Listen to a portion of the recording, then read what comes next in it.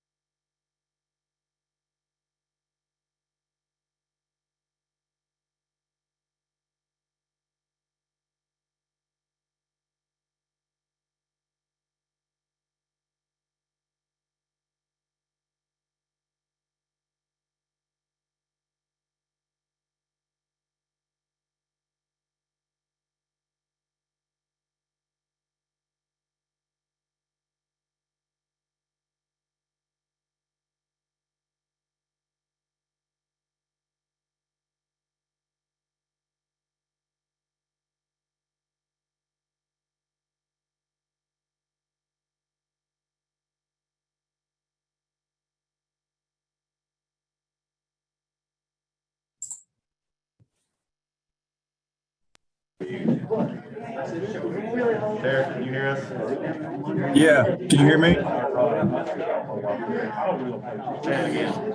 Can you hear me?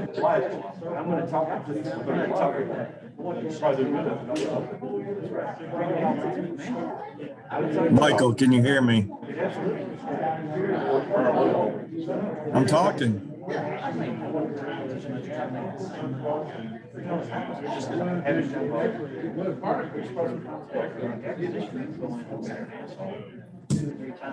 Can you hear me, Michael? Talk again. Michael, can you hear me?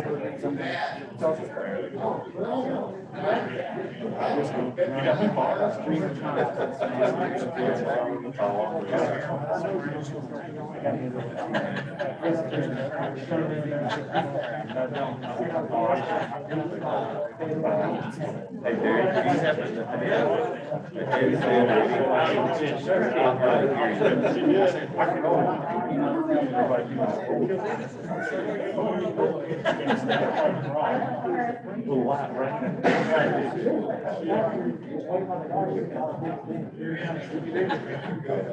Best you can. The west side may not answer questions. I don't know if I've seen a dramatic increase or not. It's coming. What I have noticed is that we're doing a whole lot more. No, we can hear you. It's just coming through the laptop speakers. So it's really low. We might have to do this. Why are we redoing the appraisal? If you put yours on speaker, you'll probably be able to sit here and tell. Yeah, but they both have to be. I guess just put your phone on speaker. So you can sit down. Make sure you leave yourself muted on the other. Now, continue. It's 25 credit level,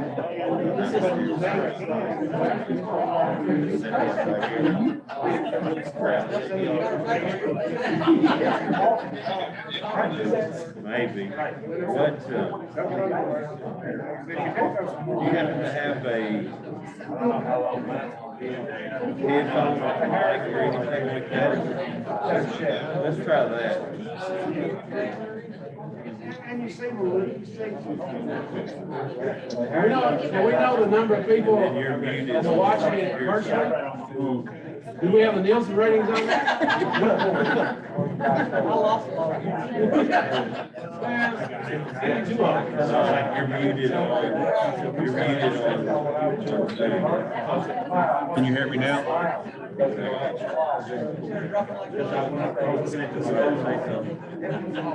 Can you hear me? Mentioned where I was a joke there. I did it on purpose just to see if y'all would see it. And I was like, okay, she saw it. And why was it? She said it, and I was like, why he? Is it still not coming through?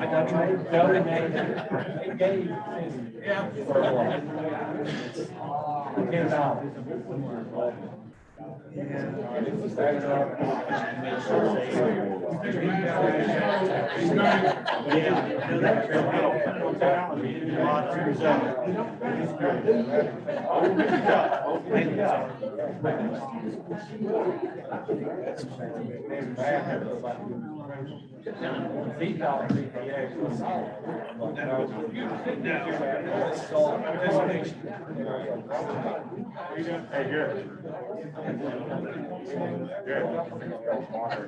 Yeah. Down is not the non-group. We've got, over there. Yes, it is.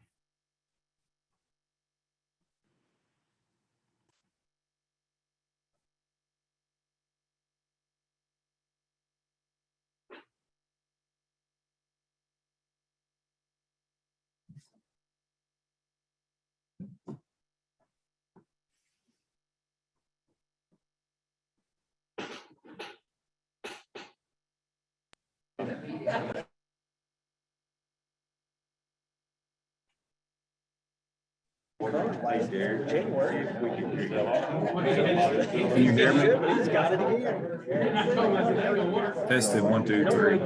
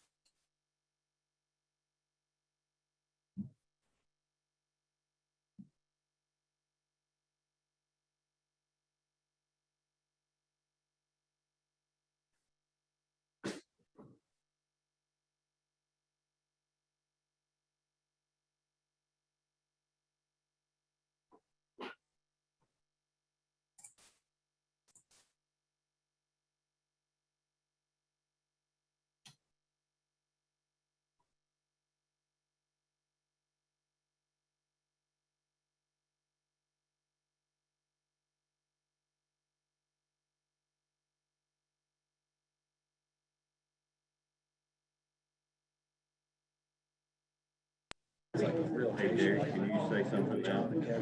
Yeah, testing 1, 2, 3. I can hear you. We can hear you. Okay. Thanks, Aaron. Appreciate it.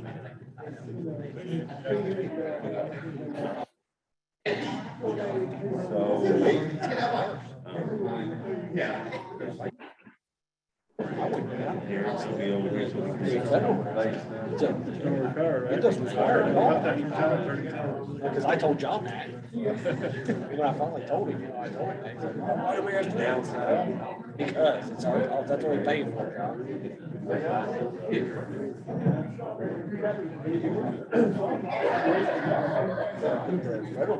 Federal regs says we got to do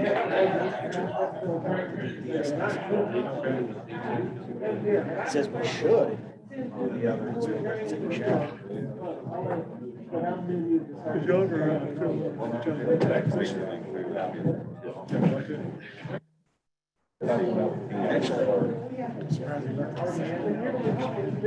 I kind of wasn't. I figured it was out there. There's more, great things or whatever.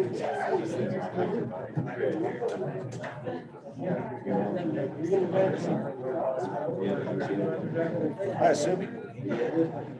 I haven't talked to him. I'd say he'd be around.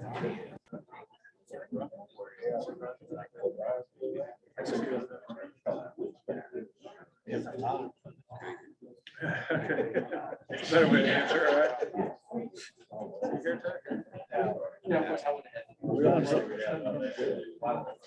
He's got 20 something years. He's up there. He had several years he worked in maintenance too, so, but right away he only has like 13 or 15 right away.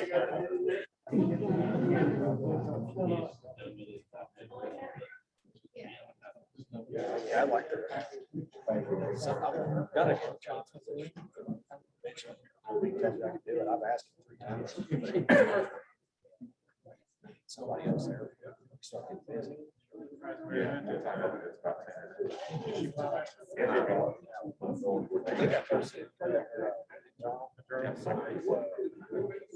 think I had to do that first. We have some.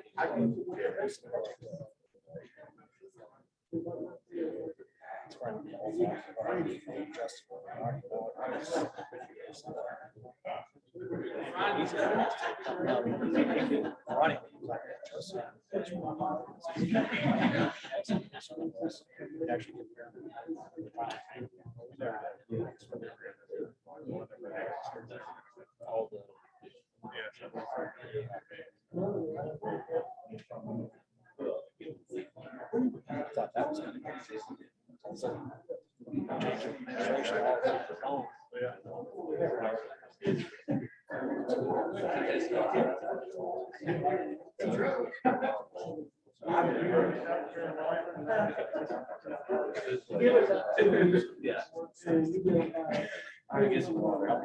Hey, Jack, camera's over here.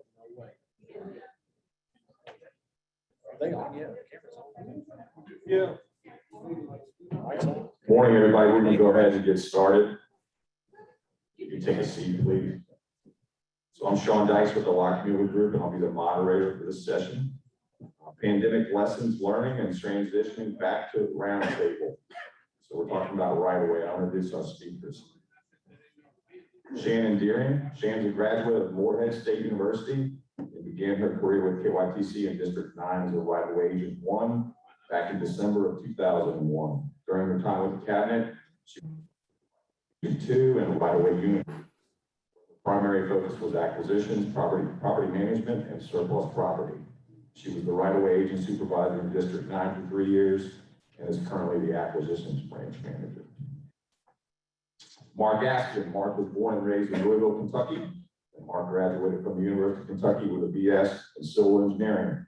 He's currently a licensed civil engineer in Kentucky, Ohio, and Indiana.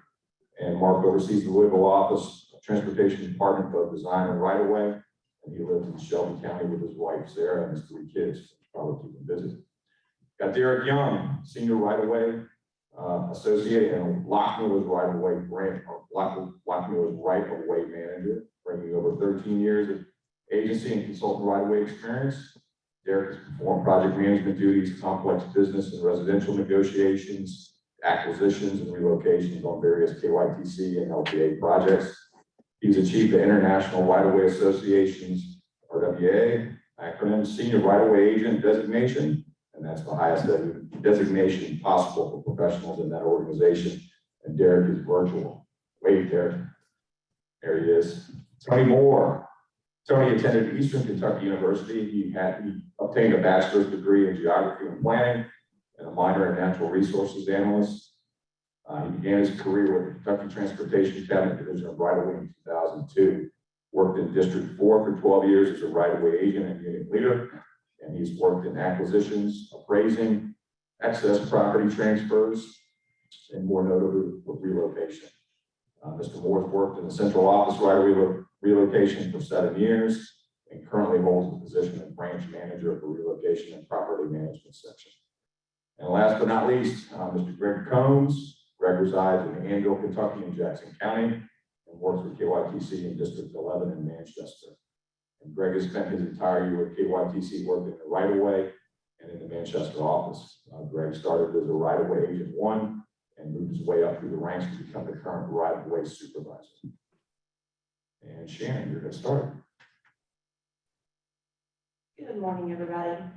We want to welcome you all to the Pandemic Lessons Learned Roundtable. We hope everyone is staying safe. In this roundtable, we will be discussing how the pandemic has affected the way that we have to meet with property owners, the precautions that have had to be taken for everyone to feel comfortable. And we would like for you all to share your experiences on how things have changed from the onset of the pandemic to today. You should be able to use the chat feature on the meeting to make any comments. My perspective comes from reviewing the payment packets in central office. And I will say as a whole, we did not quit working when the pandemic began, and we have all learned to work through those difficulties associated with COVID so that the needed right-of-way could be cleared and we could let our projects.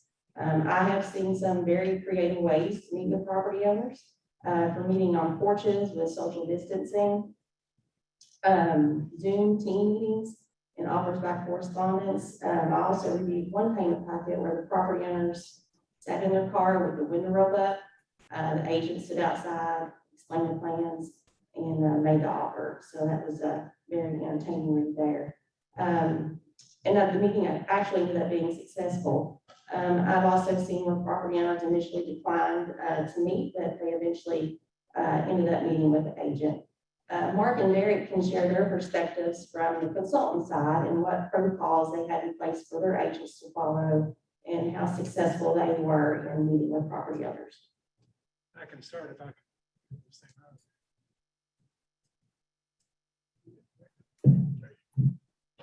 Hear me? Oh, yeah. What? Similar to Shannon, when the pandemic started, I'd say 75% of people still want to meet. If you're affecting someone's property, they want to meet with you just to see the impacts on their property. So we use face-to-face meetings with face shields. We have Zoom meetings and team meetings.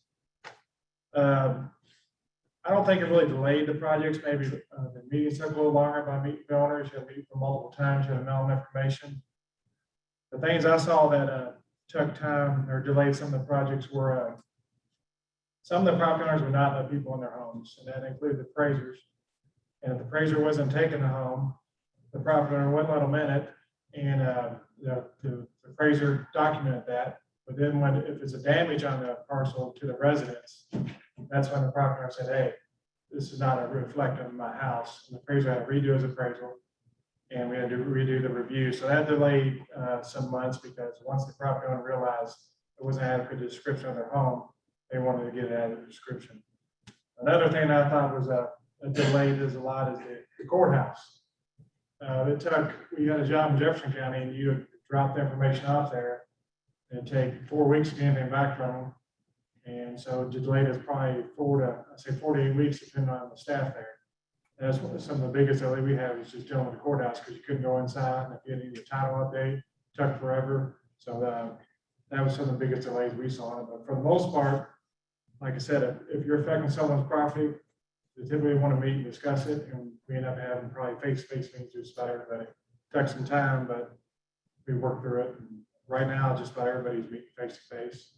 The job I'm talking about was right in the beginning where they shut everything down. So it took a little time to get things going again. But like Shannon said, we never really stopped working, and majority of people would meet with us. Yeah, similar to what Mark said, at the beginning of the pandemic, nobody actually knew, how this virus was going to act. So, we had to adapt and figure out different ways. When we were meeting face to face, some property owners actually preferred us to either mail offer packets and discuss over the phone, which was a pretty big obstacle at the time. But now, kind of what Mark said, about 75 to 80% of the property owners still like to meet face to face and go over their impacts with the acquisitions. I know relocation was there was also an obstacle with relocation. We had some challenges, and when the pandemic first started, actually getting into some of these houses, some of these properties that would resell, these property owners didn't want us to come into their houses, so that was an obstacle as well. But it seems like we've adapted since then, and we've found out ways in order to meet some of these deadlines.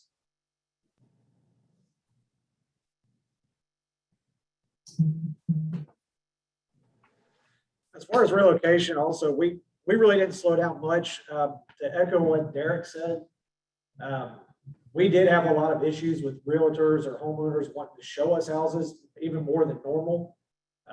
We overcame that by, not looking or visiting the homes, the comparables, and only going into one that we were going to use as the comp when you're using your three. We were a little lenient on that. And I think that helped us progress through especially the initial onset of COVID. There were some realtors that would absolutely not show apartments.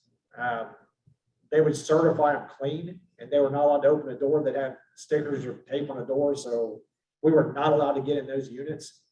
And that was some pretty big obstacles in the beginning.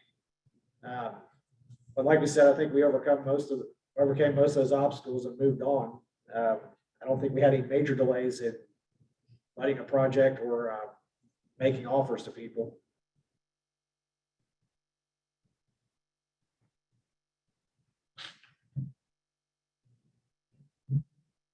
From the district perspective, we pretty much business as usual, but there's always caveats during this pandemic. We found that, like Mark and Derrick said, most people, when you're talking about their property and money, they do want to meet face to face if possible. My staff has done a lot of forced meetings, actually standing out in the yard. We actually signed a gentleman the other day on a business. We've been trying to, he'd actually been in the hospital with COVID for a month. And we signed and slid the papers under the door, and his guy done his assistant actually notarized the paperwork and stuff while my agent stood in the yard, and he slid the stuff back under the door, handled it with gloves and all that stuff. But it was a $600,000 purchase, so it was very important that we get it done. And then I have also found that a lot of people are liking to use emails at this point. They're using that more of, as my opinion, as an excuse. And email slows you down. They're a great tool, but I'll email you back, in a couple of weeks. Well, a couple of weeks go by and you don't email. So I've been really pushing that we, make sure we're using the phones, and if they'll meet in person, try to meet them in person. There's no better way, obviously. But I'm not seeing a lot of delays on the projects, other than just general stuff. And we've done a lot of mailing also too, and there again, you're relying on the postal service, you know, for that. So that's caused a few delays, but we've usually been able to catch back up. So that's my perspective on that part of it. Greg, with the mail, did you have issues with certified inventories or not? I'm sorry, certified letters? The certified mail coming back with the post office not signing or delivering certified mail? For no rhyme or reason. Yeah, Tony, we had several of those as well on a couple of our projects. Where Yeah, we I know didn't get certified letters back or certified mail back. Yeah, and the post office would just deliver it, basically like regular mail instead of actually doing the certified mail. I think we had several of those where the cards would come back not signed or delivered by the post office. So, you know, some of our letters like, well, send it again, try to make contact, do the best you can to cover that. That was one of the big things that I think I did notice with relocation, that our notices weren't being delivered certified. So we would, in that scenario, we would verify with the people that they received it. Most of the time they say, yeah, I did get it. And fortunately, we didn't have anybody that, you know, that was confrontational and said, no, I didn't get it. Try to go that route, but could have happened. One positive of COVID is the team meeting we had with our, like, working with the transportation cabinet and designers or whoever. It was like they were in their office, but you could have multiple meetings throughout the day and you could still be at your office going through work instead of traveling to different areas. And I think that was a benefit of COVID is how good we all got used to it, using team meetings, and you can share your computer and show things. Kind of forced us into it. Yeah, it did, because there's nothing better than face-to-face meetings, but these teams meetings that have seemed to be positive, in my opinion. And I agree with Mark on that. And on the relocation branch side, I think that was one of the biggest things that we'll keep after COVID are the teams meetings. Because, you know, with our staff in central office, you know, in property management, Amy's located in Flemingsburg office in District 9, Allie's in District 4, Ronnie's in Somerset. So, and Mary Lou's there in Frankfurt. So we're all in different places, and with teams, we can have a meeting almost any time of the day. And it's like we're all in the same town. You know, even if it's just 5-10 minutes to discuss whatever. You know, before COVID, you know, Amy really didn't talk to Ronnie about work too much. You know, they didn't see each other, so it wasn't, you know, other than an event like this, they didn't really talk a lot. But with teams now, they're at least once a week. Everybody in our section talks, so it's opened up that communication a lot better. I didn't know you could get teams on the golf course. So I talked to Dean. You put it on your phone, you can get it anywhere you want. Good. You already did. You got my name up here with an arrow on it.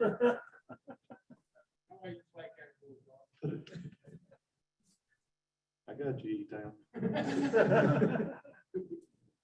So some of the questions that we have for you all is, how difficult was it for you all to meet with property owners at the onset of the pandemic, 6 months after the pandemic began, and today? What changes have you all seen in meeting with property owners? It's basically the same as it was.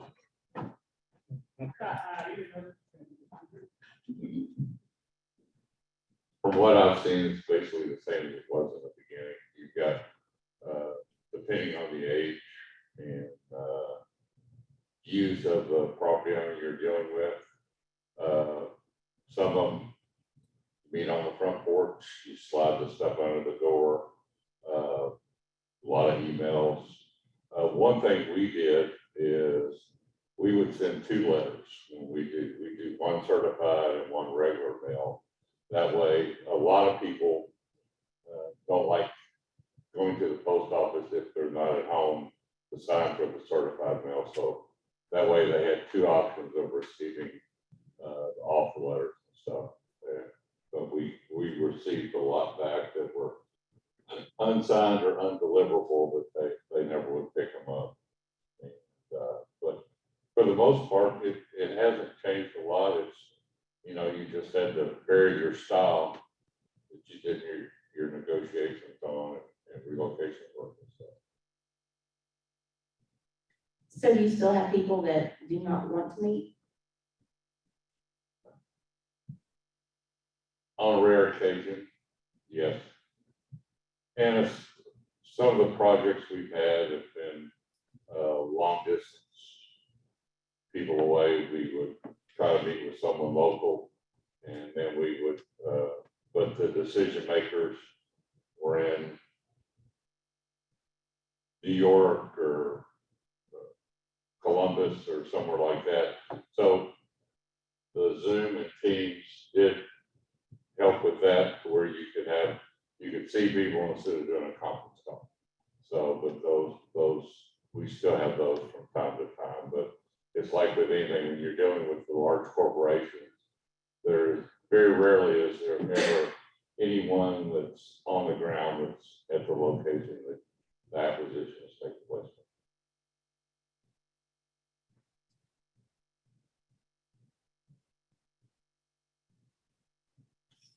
Anybody else?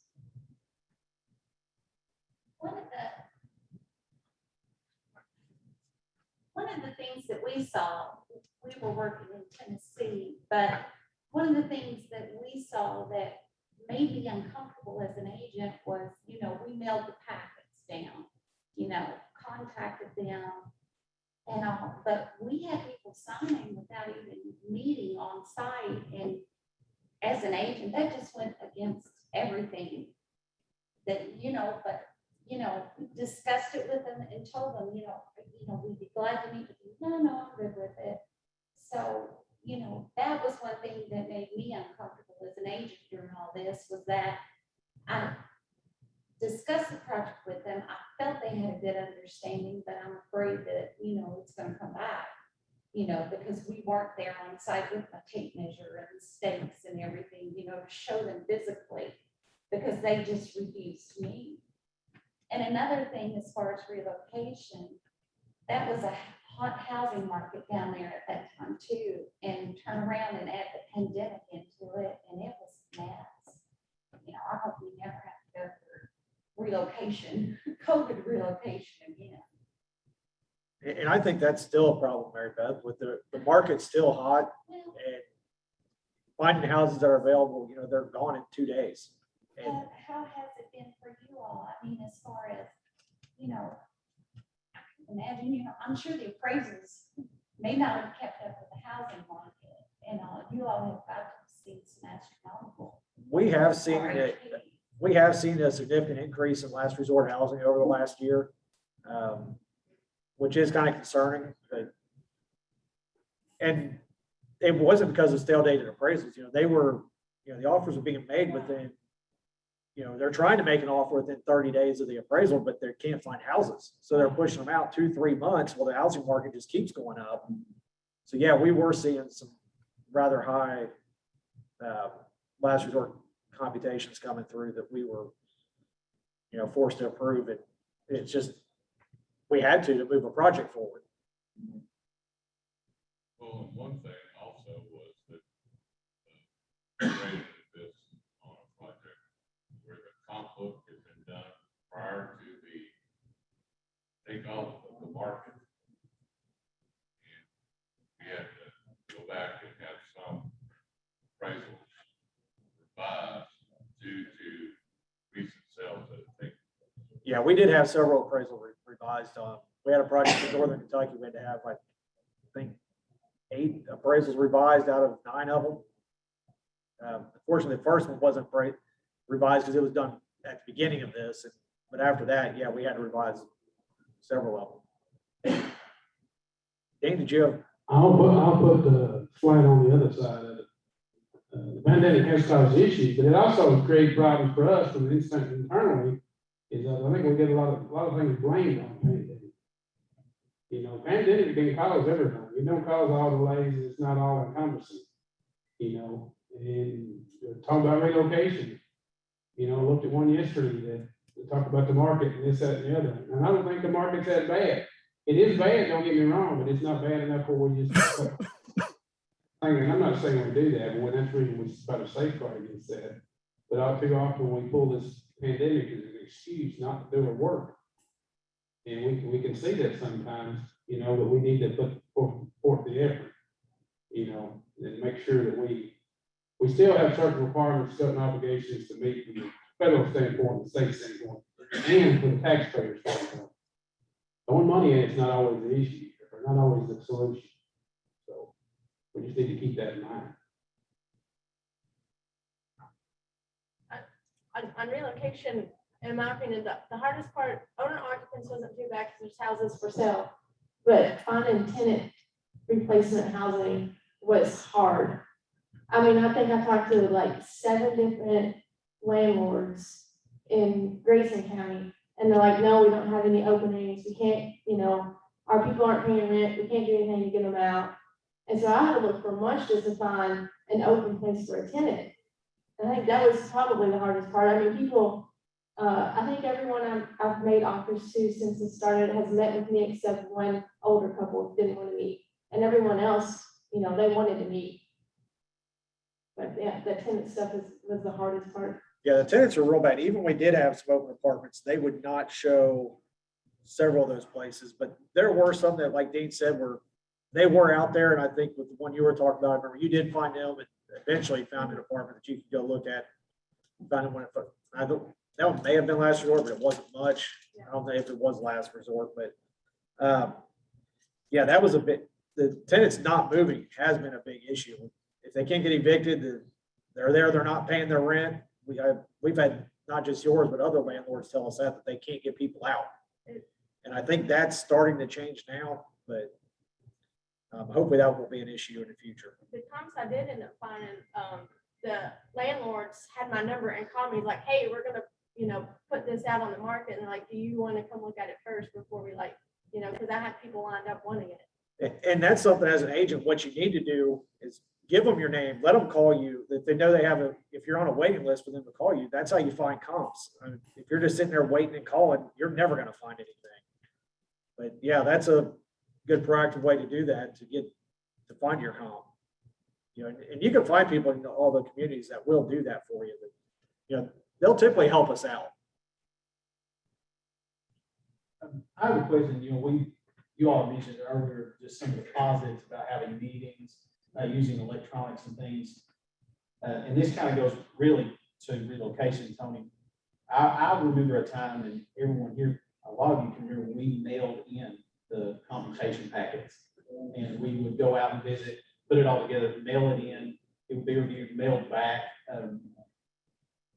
Have you seen, and I guess it's a loaded question, have you seen a decrease of the quality of work by allowing agents to do virtual viewings of homes, using seller's disclosures in order to determine the computation? Because it has sped up the process, but has it sped it up to the detriment of maybe the quality that we're offering? So far, no, but my concern if we do that is offering a comp that's not DS&S. I mean, sometimes pictures can make things look really good. I know several years ago, I looked online at houses, and Allie was going out to look at them. I said, Allie, you're going to use this house. This is going to be the best one. When she gets there, the house looks great, but inside there's a hole in the floor, and it wasn't in the picture. And if we offer a comp like that, you're basically going to have to back up and redo it if they go look at the house and appeal it, because it's not going to uphold. We'll have to, recomp them out. That's going to delay your project again, because you have to issue another 90-day notice. And typically we haven't, on the comps that if you're out of your 3, the one that you choose, we've required you to look at that one whenever possible. I don't know if we've had any that went through it, we didn't, but yeah, at least the one you're choosing, we definitely need you to look at that one to make sure. And all 3 of them when possible.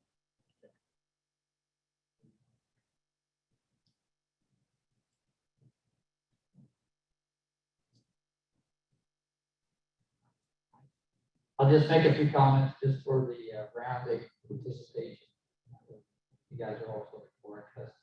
But yeah, in recent weeks, some of you know, I've been meeting with some of the property owners that I was recently assigned. And out of seven acquisitions, these are all minor strip acquisitions. 5 out of 6 were business owners or and they were willing to meet up. Didn't have any trouble. I did take a mask just in case but, those folks didn't wear masks. We were outside a couple of times.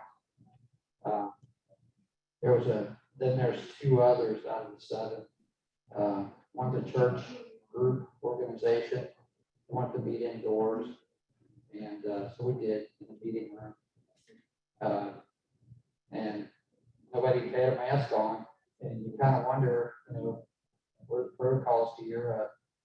Do I have to have this on? But people are saying, oh, don't worry about it. So as far as intimidation, if you're worried about how to prepare to go to those meetings, all the other was up. And it was a hot day, met them on the property.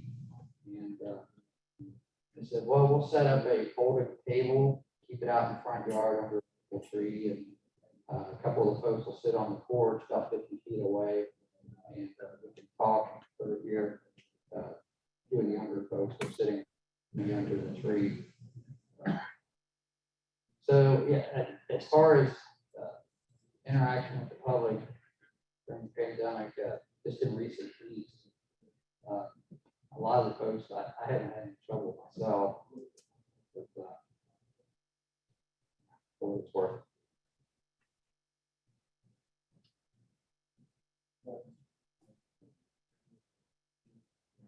So I see we have some appraisers here in the audience. Do any of you all want to tell us any issues you all had when you were doing your inspections of property owners?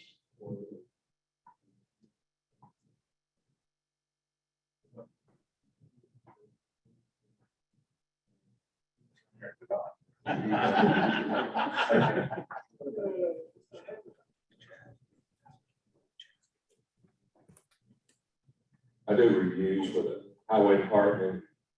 One project Mark was talking about, I know Rick even offered, Fraser offered to bring a camera and set it on their porch and let them take pictures interior when we were really affected.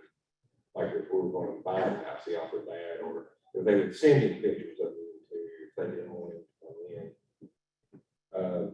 I guess the new part of it is talking to the property owner beforehand to see how they want you to come in. If they want you to come in masked, I know we, as a state employee, I'm required, I wear my mask on the project. If we're outdoors, I won't, but as long as we're separated.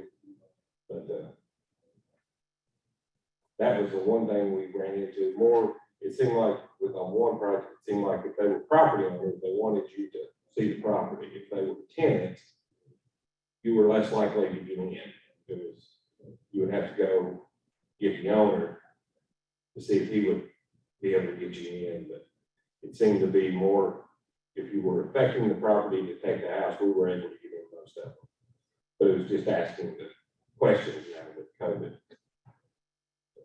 That's about the only thing I saw.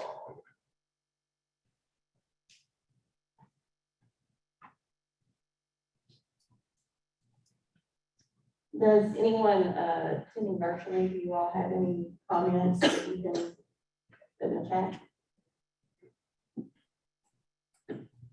I guess to add to what Rob was saying earlier, we dealt with, I guess, an issue where we had a relocation field office. And during that time, there were guidelines set by the CDC where, if you were meeting inside, you had to have a mask on.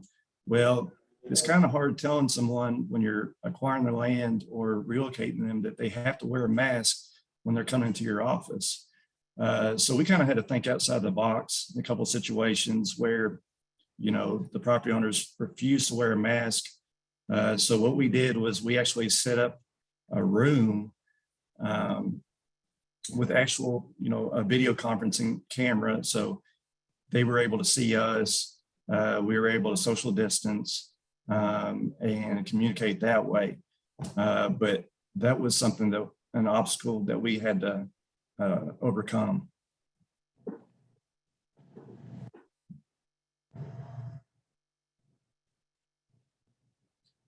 So, do you all feel if it was it easier or more difficult to work with the property owners in the aspect of them signing and, agreeing to the offer, or did you find you had more condemnations?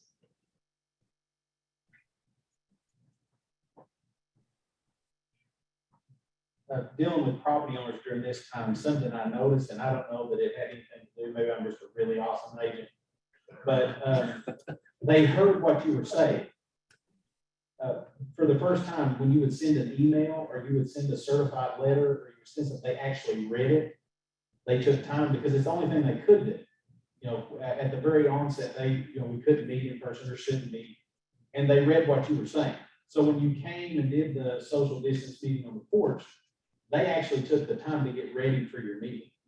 They looked at the plans, and when you talked about, now this blue triangle here, that's what we'd like to purchase. Oh, okay, I know exactly where that's at. I don't even want. Because what I find out when you go out to meet someone, if you've not been able to find a phone number, you're having to do one of those cold calls. It's great to just stop in to see if they're there. They just immediately flash mad. A lot of emotion comes up front. You're not able to transfer information, but during the pandemic, a lot of people were just kind of glad somebody would talk to them, regardless of our reasons. So I think that, I don't know that this is going to hang on, but I think that people were in tune to listen to what we were having to say, because all the documents we provide to them, that booklet, that we always hand out, the information, the relocation, they're actually a little better informed when you meet them, when you send that packet ahead, because they know they don't want to speak to you very long. They want to have as limited interaction with you regardless of this, but the pandemic kind of prodded them to be prepared for that meeting. If that makes any sense to anyone in the room, please let me know. It did happen. I saw on certain circumstances where it kind of got into what, like Mary Beth was talking about a while ago. But when people that own businesses, and it was a rather large transaction, they still want to meet 100 times. That's what we've seen. And people that own residents, they was like Travis said, they're pretty much ready to sign. They want you in there, out of there, let's sign and move on. So we just have to, as right-of-way people, we still got to make sure we do our due diligence, and we don't get into not give them the correct information. I'm like Mary Beth, it kind of makes you feel bad if they sign immediately and you're like, what happened here? Of course, I'm not going to deny letting somebody sign, but I think I've seen a big difference in private property owners that own residents and business owners. The business owners still want to do business as usual and squeeze every penny you can out of it. One avenue we used, especially in the beginning, was that we sent individual letters to each property owner, asking them how they would like to meet, for them to dictate how we went through it. It enabled us to have a little bit better understanding of what they were looking at in the beginning.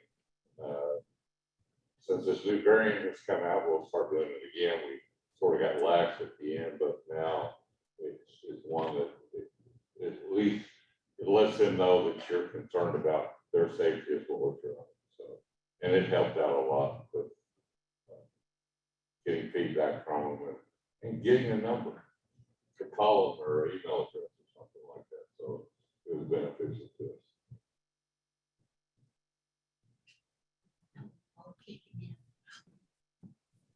Following on that and what was said, as far as getting contact information, I know a lot of times we'll get information from public meetings and everything, but would KYTC consider perhaps a paragraph on the Noble letter, requesting that, they contact the project latest email, because landlines are a thing of the past. Businesses aren't that hard. You can usually find a number for a business.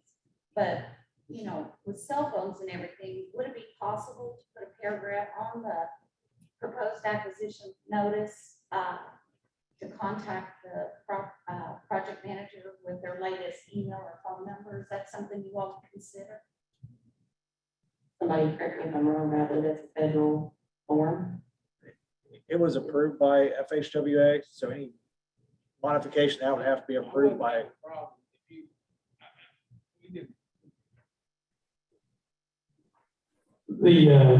The NOVA letter was approved federal highway, I had to get that approved through federal highway, and if I do that, we'd have to go back through the process again, which we could do, I guess. But it may be just as simple, I don't know what y'all think about it, you could stick a separate letter or a separate sheet in there that say, hey, please provide email, contact, something like that. You can try that, and if that works, we'll do it, if not, we might be able to modify the letter itself. It works about 60% of the time. I mean, that's pretty good. Yeah. It's just if anybody wants to email me and I'll send you a copy of one that we use. That's common call, phone number, email address. that sort of thing.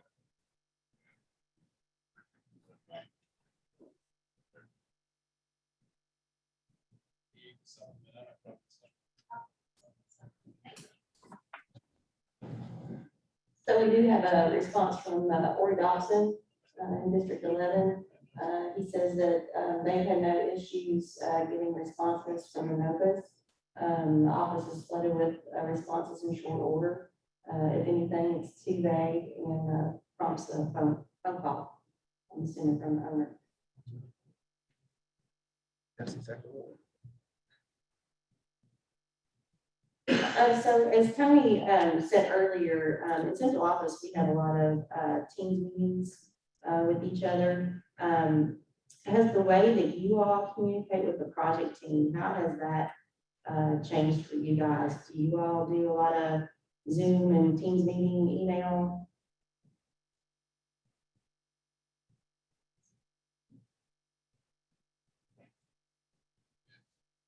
Yes, it's a lot of email exchanges that I'm dealing with. That works. Is it more difficult? Know how to define the issue. Yeah, it's not a problem. Thank you, James.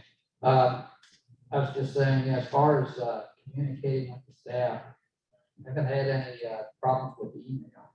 And a lot of times, our staff is required to transportation to show up at the office several days, most of the week. So I got access to the scanner, I can scan the documents in and refer to those on the email.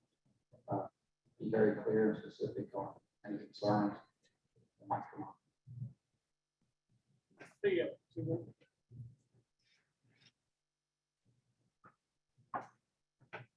So we only have a minute left now, I think. So is there anything you guys would like to see us keep after the improvements that have been made?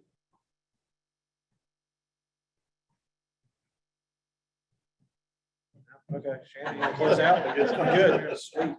Go back. Well, thanks for being with us today, and it's good to see everybody in person. And I hope you all have a great rest of your day.